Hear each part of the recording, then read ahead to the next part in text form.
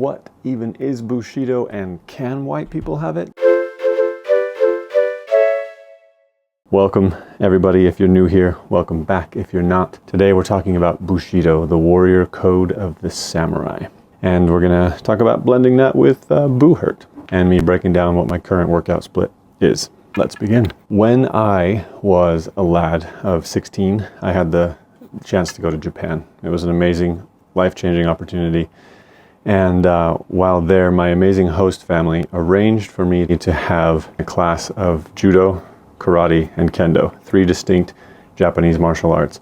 It was the ultimate samurai starter pack, if you will. Picture this, I'm in a judo dojo perched above the local town's police station. I'm working diligently, I'm sweating buckets, desperately trying to keep my nose the right size. In other words, keep a humble attitude, because in Japan, if the instructor gets the sense that you're getting a little too big for your gi or your britches, what have you, he will signal to a higher level player to break off your nose, which essentially is translated as fold you in half with a particularly hard throw. Meanwhile, I was also dealing with one of the gnarliest friction blisters I have ever had on the bottom of my foot. Yeah, my foot looked like it had been through a cheese grater. It was gross, but I didn't give up. Instead, I took it like a champ because, you know, grit and gumption, them's my middle names. As long as it doesn't involve cold water touching this body, I can do some pretty hard stuff. So somewhere in all of this practice that I'm enduring, the instructor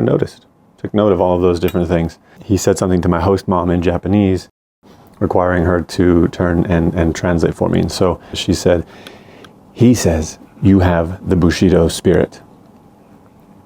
Now, I mean, did he just say that as a nice way of saying he tries hard, bless his soul? Or because it was more polite than pointing out that I, with my cheese and milk dense American diet, was probably the stinkiest person in the room? Or because I didn't run out screaming and kicking after the 5th time of getting suplexed into the tatami mats? Who knows? But whatever the reason, it was one of the highlights of my trip and has stuck with me all these years. So what exactly is Bushido, and can white people have it? AKA appreciate it without appropriating it. Well, as I understand it, Bushido is a set of principles, 7 guiding principles, in fact, that the samurai used as a code by which they lived. And those 7 concepts or principles were righteousness or justice, which is oddly enough symbolized right here on this ring that I've had ever since I got back from that trip to Japan, actually. The word in Japanese is gi. There's no distinct translation from that. It could be righteousness or it could be justice. Next, loyalty, honor, respect, honesty, courage, and consistency. When you take all of those together and you leave out the ritual suicide for making, and I quote, a mistake, you've got a pathway for any martial artist or anybody looking to be just a better, more balanced human being. But obviously, because of the alliteration bonus, Buhurt and Bushido pair very nicely together. And to answer the age-old question, is this appropriation or appreciation? Well, that's easy. I don't know. I don't bloody know. I have no clue. It's a difficult line to draw. But maybe we can turn to the most qualified source of answers for this kind of thing. Jesus? Not what I was thinking. Gandhi. Not what I was thinking. Karam. Not what I was thinking. Joe Rogan. No. Donald Trump. No. Hollywood, silly. Hollywood. So, who better to guide us than the honorable, the enlightened, the entirely too committed Thomas Gwendolyn Marie Cruz, Scientology's chosen emissary to all of us fanatics of the silver screen. Take, for example, his masterful reprisal of Captain Whitey-san in the early 2000s film The Last Samurai. He portrays this disillusioned American soldier who is hired by the Japanese military to train their troops in more modern forms of combat and basically using the shoot-'em-ups. But he is subsequently and rather conveniently captured by the very samurai he was sent there to help destroy. And naturally, instead of executing him, which would have been very on brand for the samurai at that time. They adopt him into their village, and thanks to the magical thinking and dream interpretation of their local daimyo or lord, they decide that this sweaty, stinky, depressed American bloke is going to be their new project. Plus, he can give them what every Japanese person, regardless of their status, wants and needs. I will practice my English with you. English lesson. And what happens next? Well, after a series of serious beatings, which allow him to demonstrate his hard-won, Wild Wild West style American grit, followed by a few solo katana montages and a lot of wistful staring at cherry blossoms and composing of haikus, Captain Whitey-san becomes the best samurai ever. Trademark. By the end, he's leading a charge in their final stand because clearly the samurai couldn't have managed Bushido without him. Some major white savior energy, to be sure. Jokes about weebs. It's basically a sake-induced delirium recorded by your neighborhood weeb after their 6th round of drinks at the local Japanese steakhouse. You can almost hear the pitch meeting.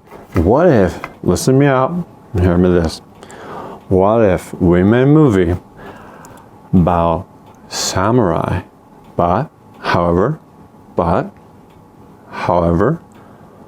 we cater to white dudes that have katana replicas in their house, no girlfriends, and dream of the day when they can finally call someone waifu.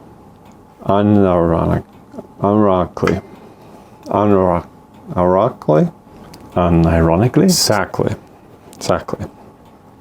Ironically. So basically you're saying we should romanticize a minority culture and center it through the lens of a white male protagonist. Exactly. I love it, and frankly I don't find it problematic whatsoever. Let's do it. Drawing the line between appropriation and appreciation, all jokes aside, that's a difficult thing to do. Harder than drawing a katana in a Tesla. Watch me try. On the one hand, Bushido's principles, discipline, honor, self-mastery, they are all universal enough that they can inspire and appeal to just about anyone. And they are not that different from the European concept of chivalry. But on the other hand, do you really need to cosplay as a 19th century samurai to embody those values? I don't think so. Probably not. So while Hollywood is still determined to put a white guy at the heart of every story, regardless of the background culture or target culture of the film, we can remember we can embody Bushido simply by living the principles. And we don't have to out Bushido, the very people who created the concept in the first place. Just like your Buhurt journey, which began the moment you picked up your first foraged steel pipe and started beating inanimate objects. This is the way. Your Bushido journey begins the moment you commit to living those principles. This is the way. This is the way. So how do you start applying them to your Buhurt training? Well, that can be tricky. It's not like you're just going to wake up one day and all of a sudden be loyal and just and honorable and all the other things. But you can focus on the last one, which I feel is honestly the most important, and that is consistency. The late, great Hagakure said, and full disclosure, I had no idea who this gentleman was before I started researching for this little episode, but he said, and I quote, "Throughout your life, advance daily, becoming more skillful than yesterday, more skillful than today. This is never ending." In other words, cultivate a growth mindset and remember that good change happens little by little, which allows you to, with consistency, cultivate all of those other virtues. And while I can't tell you what loyalty, honor, justice should look like or will look like for you in your life, I can argue with confidence that consistency in living those principles or living any principled life will make you a better, more balanced human, make you a good dude or person of any kind. And by applying the same consistency to your training and your practice of Buhurt will make you a verifiable beast in the list one day. So, what has my training looked like these past 6 months? Here's my weekly split. 6 months with no armor, but that didn't stop me from jumping right into training, so I just organized my lifting days and started adding in more aggressive cardio. Mondays I hit the arms, biceps, and triceps, though you won't see any tricep work here. I pick 2 to 4 workouts per muscle group and do 2 to 4 sets per workout. And I've really enjoyed doing these bicep curl negatives. And then on Tuesday, I'll hit the shoulders. Again, just a couple different workouts, 2 to 4 sets per workout. And then you'll see that I added light cardio and pel work. I do pel work, honestly, every day, Monday through Sunday, for at least 15 minutes out on the pel. Just step out into my back porch and work on some grip strength or something. But Wednesday, I just try to hit heavy chest day, and then I save myself from some cardio, but I do add pel work. Thursday, this is a day that I hope to eventually replace with doing soft kit training. Now, especially that my soft kit is here. However, I've been waiting the last basically 6 months for that to show up. So in the meantime, I added in a Murph, which is body weight strength training. When I started out, I didn't have a vest, but now that I do, I add a weight vest of 20 to 30 pounds. And then I hit this mile run, the 300 squats, 200 push-ups, and 100 pull-ups, followed by another mile run. And it's very exhausting, and I feel like it's been the best thing for slowly bringing my cardio up. Then I like to end the week on Friday by smashing the legs. I hit 3 or 4, again, exercises, and I just try to go until my legs are complete jelly. Then I'll show you just what I mean by examples of cardio. Usually it's just running, either running hill sprints, running flat sprints, running a mile on the treadmill, running a couple miles total. I've honestly never ran more than 2 miles because I hate running, but I do make sure I do it as often as I can, even when I'm on vacation, as you see here, a trip to the coast. If I don't have a pel, I will step out on my porch at least and do some shadow pel work. It's just as tiring and difficult as shadow boxing. It's not as satisfying when you don't have that feedback from a bag that you're hitting, but it's still an excellent way to work on your footwork, your stamina, your wrist strength, your forearm grip strength, and it's very meditative. I love just being out with a weapon in nature or even on my back porch, just getting lost in the movements. The point is, guys, though, you can do a little each day in the pel work, in the gym with your cardio, and you can make the most of your wait time as you wait for your armor so that when it gets here, you're ready to hit the list. This daily, consistent effort is the heart of Bushido, I feel like. So get out there, fellow Buhurt Bushido warriors, live your code, and I will see you in the list and in the next episode.